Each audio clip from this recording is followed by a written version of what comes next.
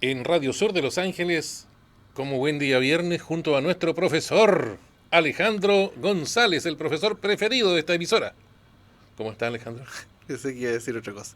No, predilecto, ¿tampoco? También. Sí, no, predilecto es lo que dice esta habitualmente. Claro, ahí Y sí, después queda dice mejor. que es lo único que hay, Sí, que que no no hay hay, más. que es lo que hay y que cosas es más así. calado. Pero no, por favor. No. ¿Cómo está? ¿Cómo Don hacer Hassan eso? Oiga, Mendoza Líder. pero muy ¿Qué bien. cuenta? ¿Qué cuenta? Como buen día viernes, su cuerpo lo ¿Cómo? sabe, todas esas No, cosas. ese era otro programa, eso ¿Sí? ya no Ah, existe. verdad, ya. Acuérdate que se esperó otras noches. Tatita, ese Sí, ya no está. ya no está, ya no está saliendo al aire. Va, No ¿verdad? sé si decir gracias a Dios o no. Miren, tiempo más, no sé yo. Gracias. Nuestros hígados lo agradecen. Sí, exactamente. Bueno, yo habitualmente traigo en los días viernes algún tema en específico Sí. a tratar en el programa, Que pero ha tenido muy buena acogida sus programas, le cuento yo, porque claro, mire, no me diga. muy interesantes dicen, y se entretienen ahí escuchándolo, esa es la idea. vuelven atrás, van a buscar un libro de historia para ver los personajes que usted va citando. Yo pensé que decir para ver si lo que usted está diciendo es verdad, pues chamullo. No, pero por favor, jamás. Bueno, pero estaría bien, Pero o sea, lógico, sería válida la duda. Pero lógico, si uno, a ver, más allá de ser profesor de historia, de ser historiador, uno es fanático de la historia. Entonces, Claro. como fanático uno se dedica a investigar y encuentra cuestiones, pero también así cuando uno escucha a otros colegas, también uno va a la fuente, Dice, a ver, ¿será verdad? ¿Será tan así? Y esa es la idea también, que este tipo de programas permitan que la gente se acerque de nuevo a los libros, se acerque a la investigación y busque por su cuenta. Según los diversos historiadores que han recorrido la historia y la han publicado, y algunos no están de acuerdo con otros. Y si De no, hecho, o sea, si no, eso no fue nazi, les dice. Sí, pues no, eso es muy propio de la historia y de la ciencia social en general, que Ahora se basan aparecen las distintas corrientes, distintas formas de ver los hechos. Por ejemplo, si tú miras los historiadores del siglo XIX, el positivismo, o sea, es Les decir, influyó. claro, era el hecho es el hecho y punto, y no le puedo hacer ningún análisis más. No le pongo ni le saco. Y la historia oficial, y resulta que después en el siglo XX aparece la escuela de los anales con Marc Bloch, con Lucien Febvre, Ferdinand Braudel, sí, de la mayoría francesa, fíjate. Ya. La escuela marxista británica, que de marxista en realidad no tiene mucho, Ya. es más el nombre, Tiene por más, el tema más... del materialismo histórico, pero no son marxistas ideológicos. Y ellos también dicen, no, pues uno tiene, ¿por qué no el historiador no va a poder dar su opinión? ¿Por qué no le puede poner un poco de su opinión, de su Claro, cosecha? De si su... uno tiene... Depende de cuán alejado haya estado del hecho. Bueno, Porque si es un cronista, que está ahí mismo, cronista es imposible que no tenga una opinión. claro, y ese gallo está ahí, metido. Por eso, ¿te acuerdas ¿Está lo que en esta trinchera o está en la otra? conversábamos la semana pasada cuando a raíz de la muerte del expresidente Sebastián Piñera, que es imposible hacer un juicio histórico de él hoy día. porque los juicios que hay son todos juicios políticos? Y algunos juicios eternos también. Claro, no, pero siguen. ese es otro tema. Ya. Pero, Bueno, pero también pasa. Claro, pero el juicio histórico no va a venir antes de 30, 40, 50 años. Recién ahí podemos tener un juicio histórico y entre comillas. Y eso, porque hay acontecimientos que ocurrieron hace 50 años y todavía estamos en la... ahí que no, que esto no fue así, que esto sí, que esto claro, no, que yo... y toda la división y la pugna que se generan al respecto. Y que O'Higgins y Carrera y no sé Bueno, qué, y todavía propósito, se están peleando. a propósito de todas estas peleas, como decía yo, como te traigo un tema a colación, pero hoy día Hoy trae el desparramo, ¿no? traigo el desparramo, Ya. no es chiste. Tanto que tuve que ¿ves? traer ayuda a memoria, me voy a echar Mira, al agua, ajá. porque precisamente esta semana que está concluyendo es muy pródiga en fechas, en acontecimientos históricos. Entonces vamos a hablar un poquito de los pasaron muchas cosas en el verano. Sí, pasaron muchas, o en el invierno, porque también traigo la efeméride del hemisferio norte. Ya, claro, allá Ya al otro lado. Claro, Tiene pasado toda el la Ecuador. razón. Sí. Sí. Pero aquí es verano. Acá es verano. Allá es invierno. Uy. ¿Y qué época del año es en Ecuador? ¿Es invierno o verano? Depende. Depende de qué lado del Ecuador esté usted. Sí, pues depende de qué lado de la línea esté. Claro, pero hay un lugar donde uno puede pararse ahí con la línea... El hito cero. Ahí, con la línea entre las piernas, digamos, ¿me entiendes? Y si estoy parado en la mitad del mundo y todas esas cosas. Claro. ¿Y qué época será ahí? Bueno, tú sabes que Ecuador, el país se llama Ecuador por la línea del Ecuador. Claro. Pero No es que hay gente que piensa que la línea del Ecuador se llama así porque pasa por Ecuador. No. No. Ecuador se llama así porque la línea del Ecuador, del ecus, del equidistante. Del ecualizador, ¿me entiendes? Eso. No, eso es otro tema. Sí, bueno, pero también tiene una línea media ahí. Bueno, el tanto asunto para arriba, es, tanto para claro, abajo. Porque eso era la audiencia de Quito nomás, no tenía otro nombre en la época de la colonia. Pero no vamos a hablar de eso. Y ahí me cabe la pregunta siempre de por qué en Ecuador a usted se le habla... caben muchas preguntas, señor Mendoza. Sí, me imagino. No ha pensado votar el humo, le dice. ¿Por qué la gente en Ecuador habla del Ecuador? Siempre la historia del Ecuador, y esto es relativo al país, ¿no es cierto?, la forma de referirse a él. También ocurre con Perú. Siempre Perú. dicen del Perú o el Perú, se refieren a el Perú y no a Perú, como le decimos de aquí para allá le decimos Perú y Ecuador.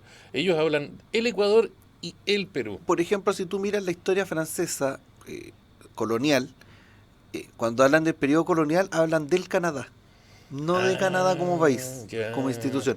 Tiene que un poco ver con la territorialidad. El establecer un estado ya lo cambia. Los argentinos están acostumbrados a hablar de la Argentina.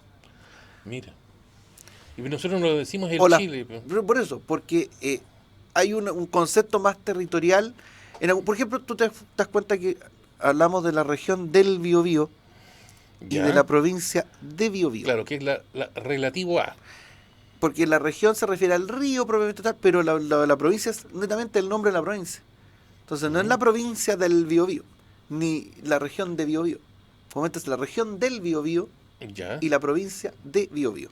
Mira. Se da mucho. En África también, el Congo. Pero tú no dices el Egipto o la Sudáfrica. No, pero los que viven en La Serena le llaman Serena. Serena. Claro. Y Serena estaba a la mar y todo eso. Sí. Ya. Sigamos mejor con su... su... Por favor. Bueno, con lo que traía usted hoy vamos día. a partir con el día lunes. En realidad, de hecho, buenos días lunes. dejé fuera el jueves y el viernes por temas de tiempo. No, porque si no, porque si agregaba el 15-16 con la efemérides me salían como 4 páginas de efemérides y al final no íbamos a poder darle el énfasis a los temas en sí. Podemos perder el hilo. Entonces vamos a partir el 12 de febrero en Chile. Ya. El 12 de febrero en Chile, en 1541 tenemos a orillas del Mapocho y al pie del Cerro Huelen, mismo, que para algunos dicen que significa lamentación, una cosa así, pero en realidad no tiene una traducción definida. Ya. Huelen. Que es el Cerro Santa Lucía de hoy día, y se funda la ciudad de Santiago del Nuevo Extremo o de la Nueva Extremadura. No, que Santiago del Nuevo Extremo es un grupo musical.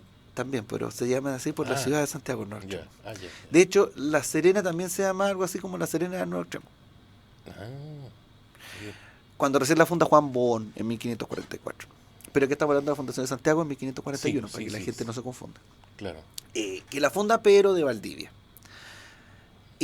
Ahora, don Pedro llegó ahí al cerro el 13 de diciembre de 1540. ¿Qué estuvo haciendo todo el rato que no fundaba? Mirando. Pero no la fundó como la capital de Chile, ¿no? No era el plan original. Primero que todo hay que decir que... No había ni país como para que hubiera una capital. Punto 1, no fundó una ciudad propiamente tal porque la ciudad ya existía. Ajá. Era un pueblito quechua. No diga nunca más Inca, porque Inca era el emperador.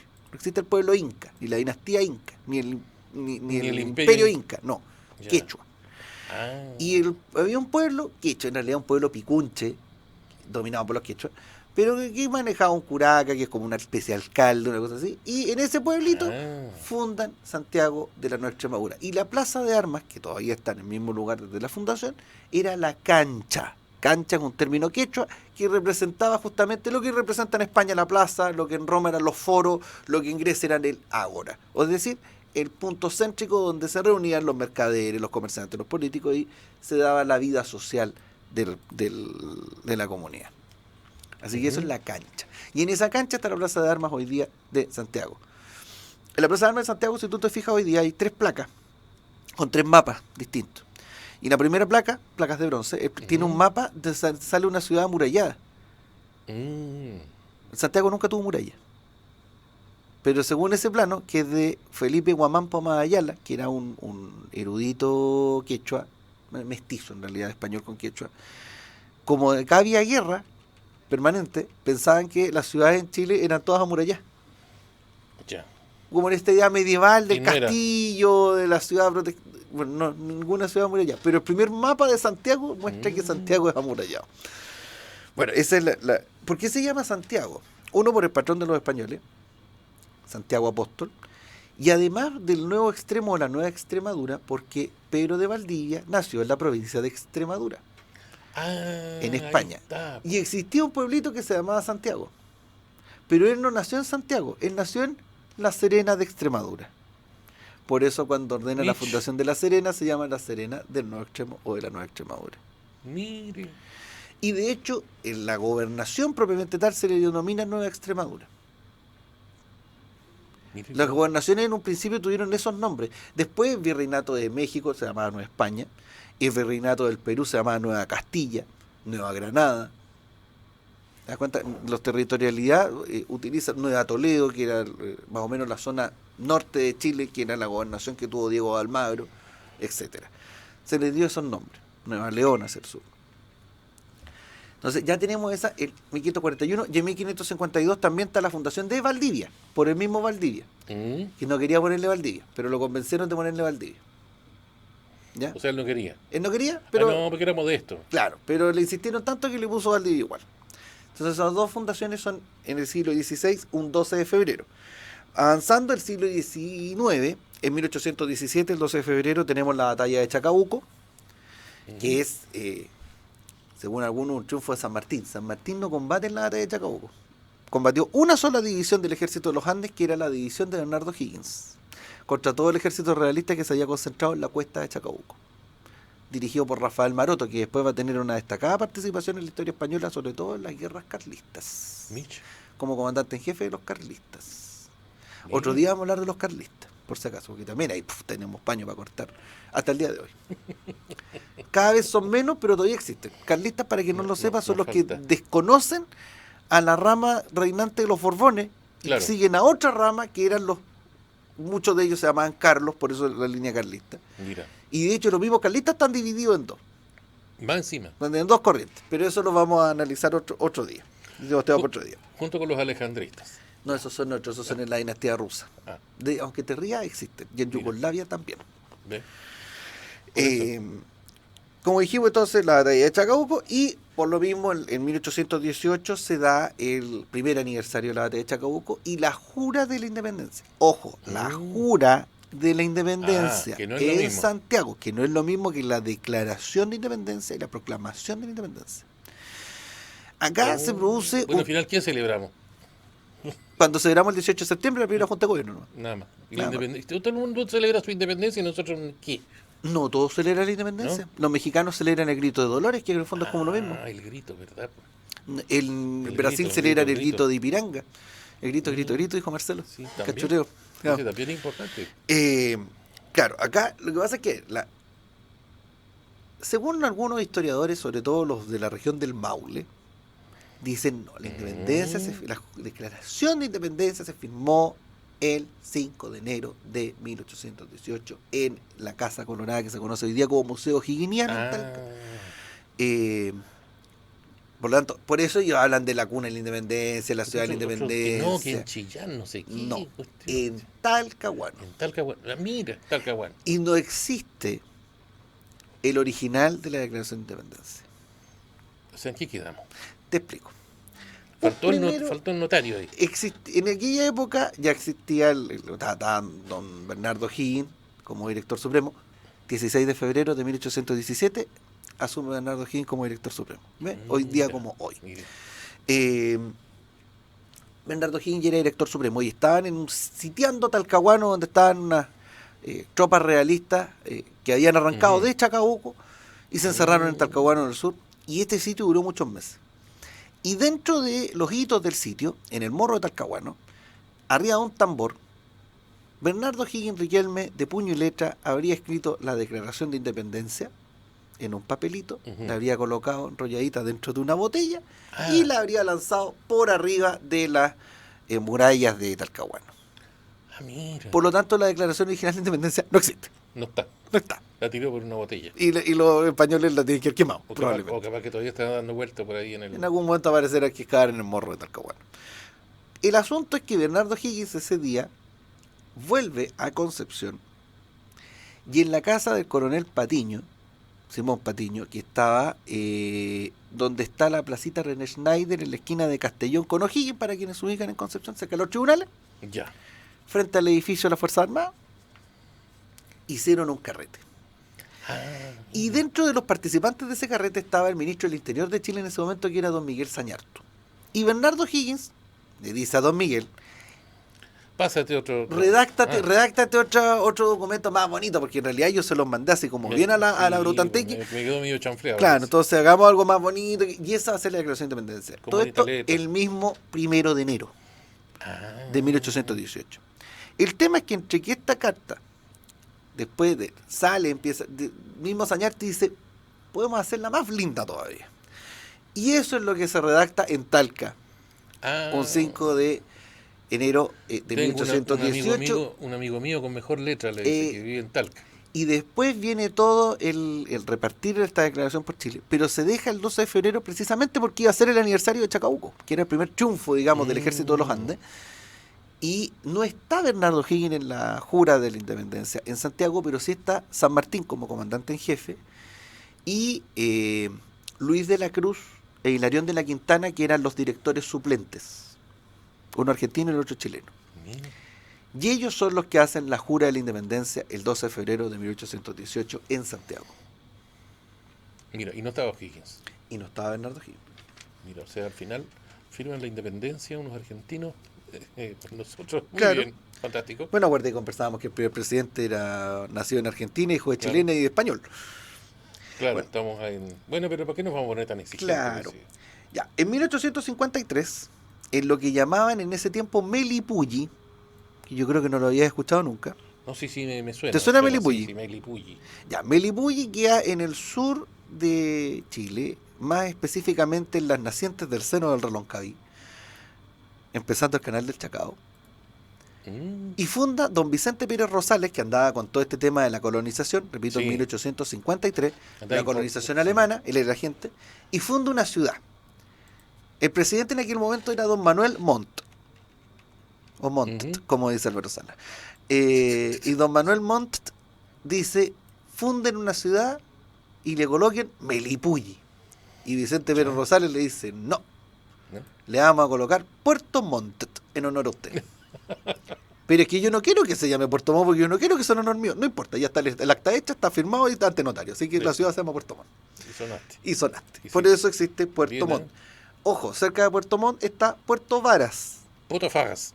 Claro, Puerto Varas, que es el en honor a Antonio Varas, que era la mano derecha de Manuel Montt. Claro. Por eso en Santiago la calle Montt y Varas, la estatua de Montt y Varas, el salón Montt y Varas del Montt. Claro, del Palacio de la Moneda, porque fueron muy yuntas y siempre eran como el Quijote y Sancho Panza.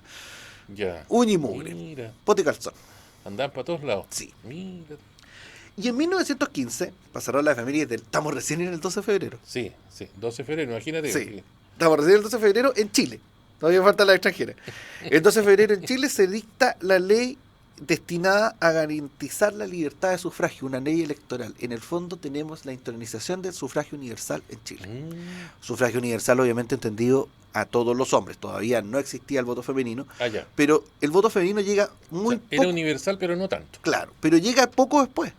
Con la primera elección municipal con alcaldesa, donde gana doña Graciela Ortúzar de Schnaque como alcaldesa de Santiago. Y después ya vienen otras destacadas alcaldesas como Inés Enrique Froden, como Rebolledo Roa Rebolledo, estaba diciéndole el rey. Sí, que ustedes de repente en el estadio ahí se menciona mucho. Sí, no, supieron la historia que tengo en este estadio. Claro. Por eso que se le enreda, ¿ves? Claro, entonces por eso ellas después destacan, pero la ley de 1915 ya garantiza el sufragio universal, o sea, se acaba el sufragio censitario, que significaba que usted tenía que tener una propiedad, un bien raíz, algo que acreditar, o un ingreso para poder votar. Entonces la cantidad de votantes en Chile era súper poca. Claro.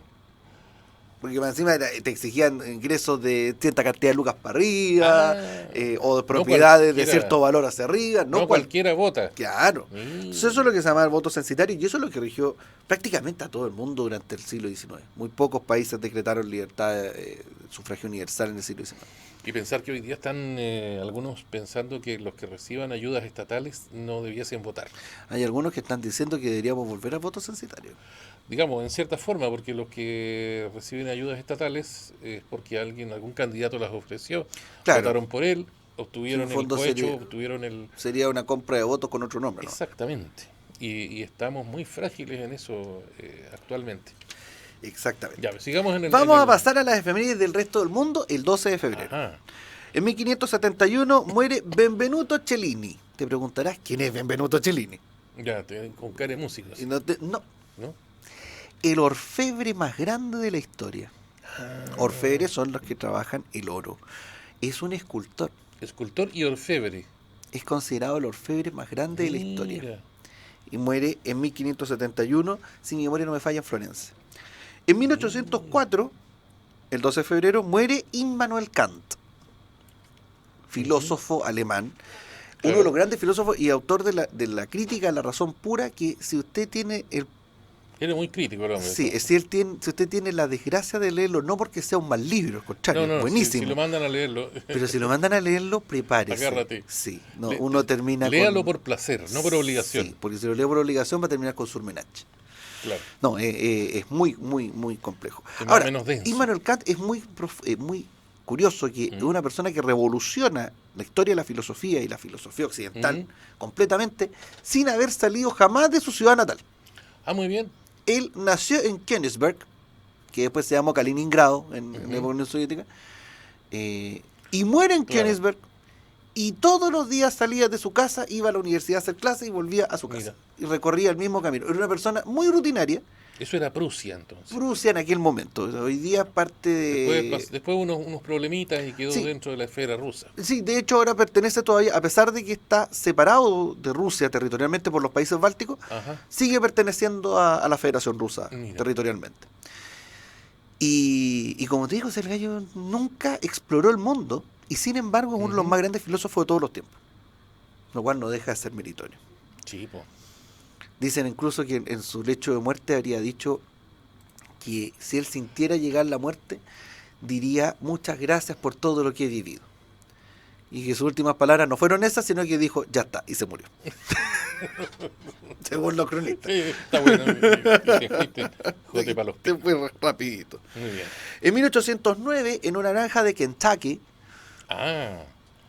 cuando Kentucky todavía era parte casi del oeste, así, a la época de Daniel Boone, Davy Crockett y todo, nace una persona llamada a los más altos destinos, a pesar de que nadie lo pensaba en su momento, que es Abraham Lincoln. Mira. No diga Abraham Lincoln, porque se dice Abraham. Bueno, Abraham merece ya cuando... Kiriri. Claro, depende de quién lo diga.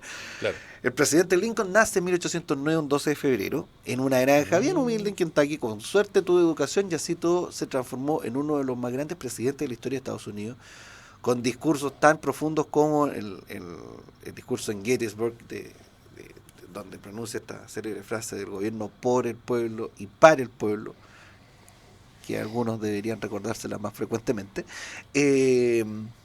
Claro. Era el autor de la enmienda en la Constitución norteamericana que establece la libertad absoluta y decreta el fin de la esclavitud, etcétera. En 1883, en Venecia, a los 70 años, muere Richard Wagner, compositor destacadísimo, autor de la Marcha de los Nibelungos, la cantata de las Valquirias. Se llegan a parar los pelos. Bueno, él murió un 12 de febrero de 1883 y en 1945 finaliza la conferencia de Yalta. Yalta queda en Crimea, en lo que pertenecía a Ucrania y ahora pertenece a Rusia. Y se juntan Churchill, Stalin y Roosevelt. Curiosamente, estamos en febrero del 45. Ya se reúnen para empezar a analizar cómo va a ser la situación de posguerra. O sea, ya ellos asumen que Alemania está perdido más temprano o más tarde. ¿Qué vamos a hacer con Alemania después? Y ahí queda establecidas las zonas en las que se va a dividir Alemania y que va a originar... ¿Quién se va a quedar con qué? Y que va a originar después que Alemania quede fraccionada en Alemania democrática y Alemania federal. Esto fue solamente un 12 de febrero. Oye, casi nada. Un 13 de febrero, en Chile... No, esto es breve, estas son más breves. El 13 de febrero en Chile en 1813, Ujú. sale el primer número del primer periódico. Ah, Ojo, periódico, no no diario. diario, periódico. Periódico es algo que sale periódicamente, no todos los días. Exacto. El diario es diario. ¿Quién es la RAE Claro, al lado no, sí, suyo, señor Mendoza? Me totalmente. encanta. Claro, una cosa así. El primer periódico, que es La Aurora de Chile, Ujú. dirigido, editado, escrito, protagonizado por Fray Camilo Enríquez. Mira, la Fraile hacía de la toda. Buena Muerte, sí, pateaba los coros y los cabeceaba. Ya. Y Le faltaba salir a venderlo afuera nomás. claro, salía a vocearlo voz en cuello. Claro. Y este periódico es el primer periódico de la historia de Chile y por ende Ujú. es el 13 de febrero, el Día de la Prensa Nacional. Yo tengo en mi poder, Ya. y esto es para puro cachiporrearme nomás, porque Eso. no tiene otra razón de decirlo. Todos los números de la Aurora de Chile en su edición original, No empastado. me diga. Una edición que sacó con prólogo de Manuel del Villar, salió en los años 80, en el 82, si mal no me acuerdo. Ah, Y esas se hicieron 500 ediciones foliadas a nivel nacional. Y yo tengo en mi poder una de esas. No te diré cómo llegó a mis manos, pero llegó. no. Y tiene toda la historia de cómo nace la Aurora de Chile, cómo se gesta, la llegada de los bostoneses, como le decían, que eran los 3 impresores, pues nadie sabía manejar la imprenta, y fueron 3 norteamericanos de Boston, por eso Obvio. pusieron los bostoneses, que de hecho uno murió asesinado en una riña No me de diga. curado en Chile. Oh. Garrison, si mal no me acuerdo el apellido, me comprometo a traer los nombres de la historia de los bostoneses también. Se vio involucrado en una riña de curado y no mataron. Mira, no. Y además, como te digo, ese libro trae toda la historia y además trae todos los números en su edición original y el libro está hecho al tamaño que tenía el periódico. O sea, Esa es lo más una- original posible. Esa es una de las joyas de la corona de mi biblioteca personal. Pero excelente, muy bien. Un 13 de febrero, pero en el resto del mundo, en 1542, Francisco de Orellana, para quienes vieron Indiana Jones 4, la calavera de cristal, es uno de los viejos que está sepultado, que está abrazado a la calavera de cristal, ese es Francisco Orellana. Ah, Junto con Gonzalo Pizarro, que es hermano de Francisco Pizarro, conquistador y primer virrey del Perú, descubren las nacientes del río Amazonas. un adelantado. Exacto, ese es como Don Hassan de Mendoza. Casi como Anciani. No, pero es adelantado porque llegó antes, ¿no? Ah, pero es porque ya estaba ahí. Porque ya estaba ahí. Ya era viejo. Ya, muy bien. Justamente don Francisco Orellana y don Gonzalo Pizarro llegan a las fuentes del río Amazonas y justamente le colocan Amazonas porque supuestamente, así como estaba la leyenda del Dorado, existía la leyenda que a continuación en ese río llegaban a la tierra de las Amazonas, que eran estas gigantes jinetes, una sociedad de casi puras mujeres, donde el hombre era como los zánganos en las abejas. Servían para puro Procrear. Nada más. Nada más, pero todo el resto de las funciones sociales las cumplían las mujeres, dirigidas por la famosa reina Hipólita.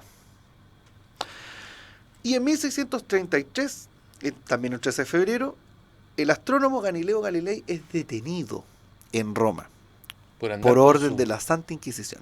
Por andar con sus ideas esas Pero revolucionarias. acá hay que hacer un distingo, porque se ha corrido poco menos un rumor de que al pobre Galileo lo torturaron y que lo hicieron abjurar.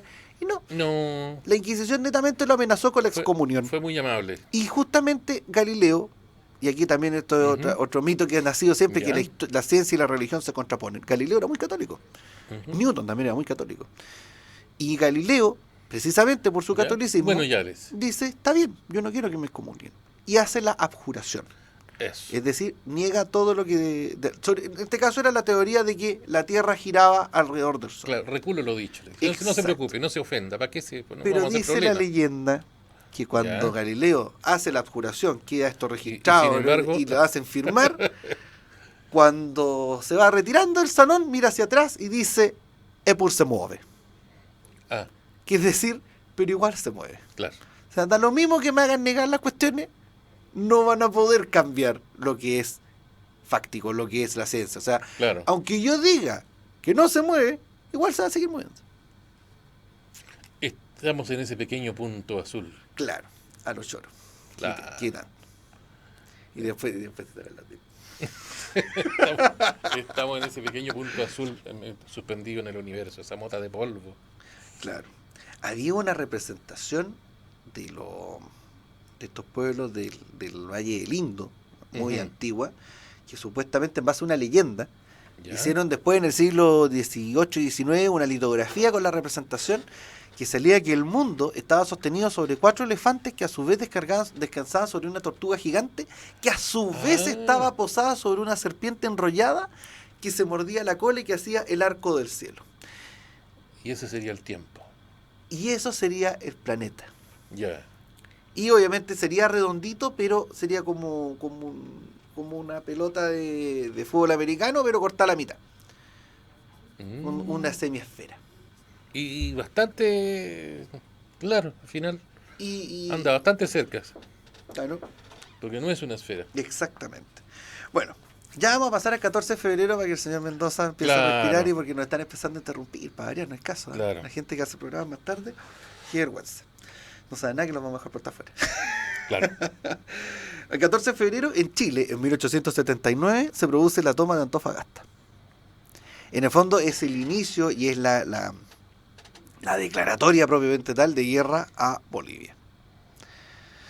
¿Por qué? Ahí la cosa se puso color hormiga. Acuérdense que se supone que en 1878 se había firmado un acuerdo donde las salitreras, que pertenecían prácticamente todas a capitales chilenos e ingleses, pero incluso las inglesas eran administradas por chilenos y trabajadas por chilenos. De hecho, en Antofagasta la población en 1879 de 6.000 habitantes, 5.000 eran chilenos y 600 eran bolivianos. Ahora estamos al revés. Claro, no son los colombianos. Claro, Antofalombia. Digamos, los chilenos son los menos. Claro. Antofalombia, Colombigasta, tiene un montón de nombres ya. Bueno, ¿cómo se llama?